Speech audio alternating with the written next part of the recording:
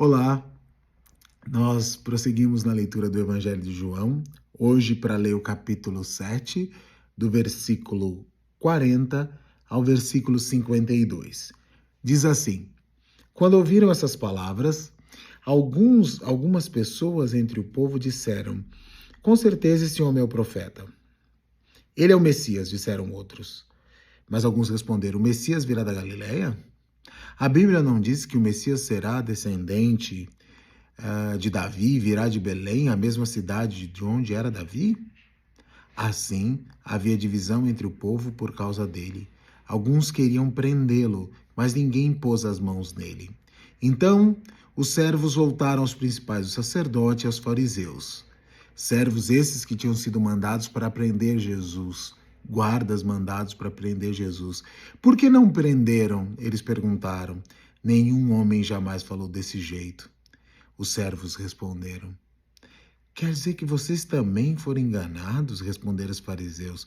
Por acaso algum dos líderes ou dos fariseus creu nele? Mas essa ralé que não conhece a lei, maldita seja.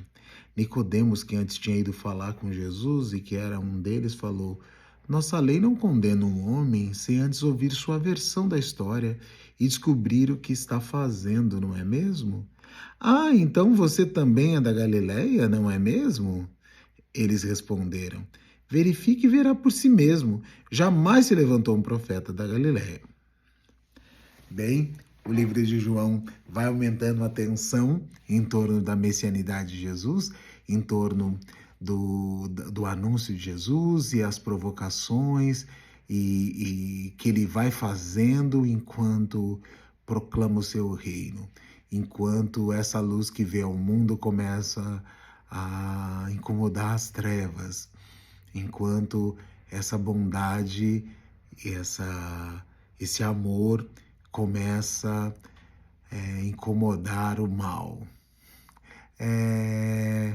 Então aqui, o que acontece? O povo começa então a se mover, porque as pessoas começam a ver em Jesus possibilidade de que ele seja a realização de profecias antigas, que ele seja a realização de desejos há muito antigos naquela comunidade e anunciados desde muito antes. Então eles perguntam, com certeza ele é o profeta. Eles dizem, ele é o profeta que Moisés nos prometeu, aquele que está lá no início, lá no Êxodo. Ele é o profeta, não simplesmente um profeta. E outros dizem, ele é o Messias, disseram outros. Mas alguns responderam, aí começa a discussão, né? Mas o Messias virá da Galileia? A Bíblia não diz, pessoal, que o Messias é descendente de Davi, que, portanto, viria da cidade que era de Davi, que era Belém. E é interessante que João não faz aqui nenhuma observação dizendo, veja, pessoal, Jesus era de Belém, como a gente já sabe. Não, ele deixa a discussão seguir, né? Ele também não faz questão de nos explicar, talvez porque já fosse de conhecimento dessa comunidade, os livros de Marcos, de Lucas e de Mateus. Então, ele diz, de Marcos certamente, né? Marcos e Lucas, esses já eram evangelhos conhecidos. E aí ele diz assim, e assim havia divisão entre o povo por causa dele. Alguns queriam prendê-lo, mas ninguém pôs as mãos nele. Então, os servos voltam aos principais, aquele pessoal que veio para prender Jesus, e eles perguntam, por que vocês não prenderam Jesus? E eles respondem, nenhum homem jamais falou dessa forma, desse jeito. E essa é a resposta para todo mundo que ouve Jesus. Até hoje, muita gente abre os evangelhos. Até hoje, as pessoas olham e falam assim, ninguém falou desse jeito. Ninguém falou dessa forma. Que coisa impactante, que fala e que vida. Porque não é só o que Jesus fala, é a mensagem que ele carrega no próprio corpo, é a ação dele sobre a vida, é o que ele fala, é o que ele faz e é quem ele é. É essa coisa maravilhosa que Jesus é. E eles vão escutar Jesus e ficam maravilhados. E é por isso, né, que a gente vai chegar lá, que talvez os fariseus tinham tanto medo de ficar perto dele, né, para não escutá-lo, porque quem escuta fica assim. Nenhum homem jamais falou dessa forma. Nenhum homem jamais anunciou dessa forma. Tu és o Cristo, Filho do Deus vivo. Para onde iremos nós? Só tu tem palavras de vida eterna. Não é sobre argumento, né? Não é só sobre a força do argumentativa, é sobre o poder da palavra que atravessa mente, coração, juntas e medula. É esse poder desse anúncio, dessa pessoa que é Jesus. Quer dizer que vocês também foram enganados? Os fariseus começam então a debochar dos soldados. Por acaso algum dos líderes ou dos fariseus creu nele? Ou seja, a referência é gente que é da elite, gente que está aí, que conhece muito bem todos os escritos. Por acaso creu nele? Mas essa ralé que não conhece a lei, maldita seja, essa gentinha que fica acreditando em Jesus, essa gentinha que fica em Jesus, buscando Jesus por causa de milagre, essa gentinha acredita, mas quem estuda de verdade não vai acreditar numa bobagem dessas. Quem estuda de verdade não vai ligar para isso. Esse é o deboche, né? Olha, quem estuda a lei, as escrituras, como a gente, sabe que esse cara é uma fraude. E até aí, Jesus só tinha curado no sábado, no Evangelho de João. Mas eles sabiam que o que ele estava fazendo e o modo que ele estava vivendo relativizava toda a lei, relativizava toda a interpretação da lei que eles faziam, relativizava, deslocava eles dos lugares de poderes deles, né? A mensagem de Jesus desloca os poderosos do lugar deles, né? Eles dizem assim, a gente tem conhecimento, mas essa palavra é viva. E vocês estão interpretando a lei de modo incorreto. É vocês que colocam peso sobre os outros e não carregam coisa nenhuma. São vocês que vivem interpretando a Bíblia contra as pessoas. Vocês que leem a Bíblia para condenar as pessoas porque vocês desprezam as pessoas.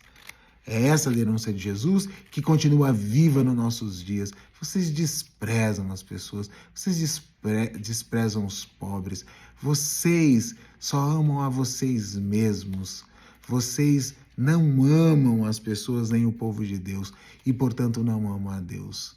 Então, levanta-se Nicodemos e diz assim, esse Nicodemos, que a gente sabe que foi se encontrar com Jesus, e fala assim, nossa lei não condena um homem sem antes ouvir sua versão da história e descobrir o que está fazendo, não é mesmo? Então, assim, vocês são tão conhecedores da lei, só que a nossa lei não condena um homem antes de ouvi-lo. Vocês foram lá ouvir, vocês foram escutar a versão dele da própria história, vocês não estão interessados nisso. Então, vamos usar a lei, a mesma lei que vocês são conhecedores, para usá-la inteira, então. E nisso aqui a gente fica sabendo uma coisa importante, né? As pessoas gostam de usar a lei, a Bíblia, as regras de um modo conveniente, é seletivo, é Bíblia para quem eu quero condenar e as coisas que me condenam ficam fora. O que me condena está fora. Agora, o que condena as pessoas, essa ralé, está dentro. O que condena a ralé está dentro. Agora, o que me compromete está fora, né? Então assim, é a escolha seletiva de quem está no poder, que escolhe quais são os pecados condenáveis, quais são as pessoas condenáveis e faz escolhas seletivas. E Nicodemos, que está fora disso, que está fora disso minimamente, né, consegue olhar para o cenário e dizer assim, mas a gente não está aplicando, a gente não está sendo justo. Então vamos ser justos até o fim. Vamos ouvir esse homem antes de julgá-lo. E aí a resposta não é um argumento talmúdico, um argumento legal, um argumento de quem discute a lei, né? Não, veja bem, você está interpretando as escrituras de modo incorreto, vamos lá. Não, não. Aí o que eles fazem é, você também é da Galileia? Você também é da Galileia? Não é mesmo? Então, é a velha estratégia de retórica que é desclassificar o seu oponente. Agora, ao invés de eu responder à altura, discutir a lei a qual eu estou defendendo, o que eu faço, eu desclassifico a pessoa. Eu digo, Nicodemus, você também é um deles? Então vamos desclassificar, vamos deslocar, vamos não tratar do fato, porque a gente quer continuar tratando esse cara como um perigo para nós. E a gente vai ser seletivo sim com a lei. E qualquer argumento que venha nos contrapor, a gente desclassifica a pessoa. A gente não pega o texto e vai dizer, não, vou desclassificar essa pessoa. Você também é deles? Você também gosta dessa gente, desse tipo de gente? Você também anda com esse tipo de gente? É esse tipo de argumento, é esse tipo de retórica, esse tipo de argumento para desclassificar o outro que não se implica em discutir de fato a lei. Vocês querem ser justos? Vamos até o fim. Vocês querem ser corretos? Vamos até o fim. Vamos aqui discutir. Mas não, essa gente quer sempre condenar alguns e querem ser seletivos. Querem condenar alguns, não, querem condenar o povo sempre e são seletivos em relação à lei. E aí eles dizem, verifique por si mesmo. Jamais se levantou um profeta da Galileia. E a resposta é, sim, se levantou profetas da Galileia. E João vai mostrar isso ao longo do livro, porque Oséias é da Galileia e Jonas é da Galileia. Então, quando a gente vai ouvir lá na frente eles falarem sobre, olha, o testemunho de Jonas é uma referência a isso. Tem o ato da baleia, da ressurreição, de 3 dias no ventre do peixe e a ressurreição, mas a referência é essa, ó, João está apontando, João tá caminhando aqui com a gente para mostrar assim, olha que bobagem, olha os conhecedores da lei tendo memória seletiva. E ele vai usar exatamente Jonas e também vai usar conceitos de Oséias aqui no Evangelho de João. Então, assim, ó o que está acontecendo aqui. Verifique por si mesmo. E jamais se levantou um profeta da Galileia. Mentira! Levantou-se sim. Jonas e Oséias, vocês são mentirosos, vocês são seletivos. Vocês são gente que estão sempre sendo seletivos e sempre jogando, né? Porque você tem autoridade, né? E você vê, não tem registrado aqui por João nenhuma uma réplica do Nicodemos, porque você está intimidado, né? Nicodemos está intimidado. Nicodemos deseja continuar fazendo parte da trupe. Você não quer ser excluído, né? Você não quer ser excluído da trupe e das suas relações de poder. Então a gente se cala. Aliás, as pessoas calam e você diz, não, eu até lembrei na hora, mas até esqueci, né? Eu até esqueci. Por quê? Porque eu quero permanecer vivendo e tendo as benesses de participar dessa elite que arrebenta com as pessoas. Então veja, Jesus nasceu em Belém. Jesus tinha todas as qualificações exigidas pela lei, mas eles se concentram nisso. Ele cresceu na Galileia. Isso aí é da Galileia. A gente conhece o pai dele. E essa gente, isso é coisa de gente burra, de gente pobre. É isso que eles estão fazendo. Mas o povo está se perguntando, ele é o profeta? Ele é o Messias?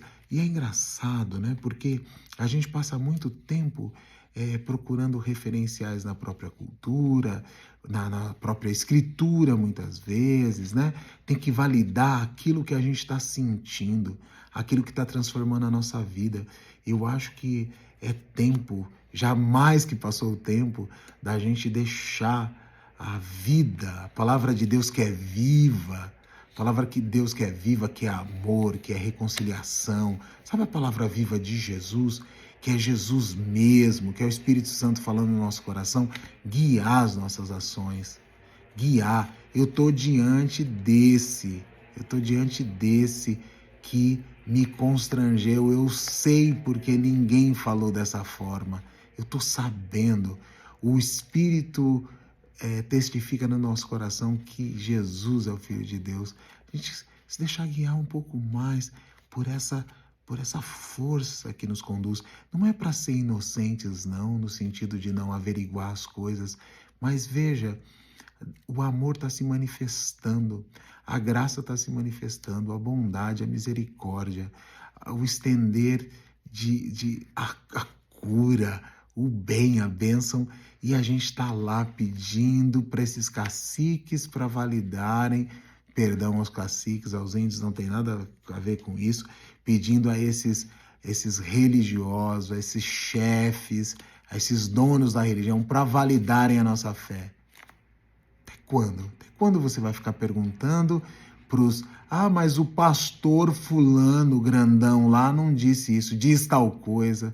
Até quando você vai ignorar a voz do Espírito que fala ao seu coração e vai ficar procurando resposta em fariseu? Até quando? Até quando você não vai se deixar guiar pelo Espírito que está falando ao seu coração, dizendo: converte teu coração, amolece teu coração. Quem ama conhece a Deus, quem não ama ainda não conhece. É isso que eu tinha para dizer aqui dessa trecho do capítulo. Deus abençoe vocês.